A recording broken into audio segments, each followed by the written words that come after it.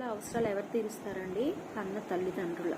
అలాగే భార్య అవసరాలు లేదా భర్త అవసరాలు ఎవరు తీరుస్తారు? పరస్పరం భార్య భర్త అవసరం తీరుస్తుంది, భర్త భార్య అవసరం తీరుస్తారు.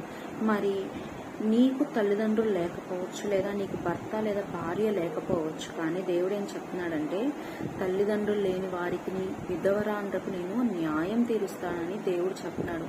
మరి నువ్వు ఇవాళ ఏ స్థితిలో ఉన్నావో నాకైతే తెలియదు, కానీ తల్లిదండ్రుల ప్రేమకు నోచుకోని స్థితిలో ఉన్నావేమో, తల్లి లేదా తండ్రి లేదా ఇద్దరు లేని స్థితిలో నువ్వు ఉన్నావేమో, ఎవరి ప్రేమకు నువ్వు నోచుకోవట్లేదు, నీ బంధుమిత్రులకో నేను దగ్గరకు తీయట్లేదేమో, లేదా నిన్ను అన్యాయంగా ఒకరు హింసిస్తున్నారేమో, నీకెవరు లేరని చెప్పేసి నిన్ను బాధిస్తున్నారేమో.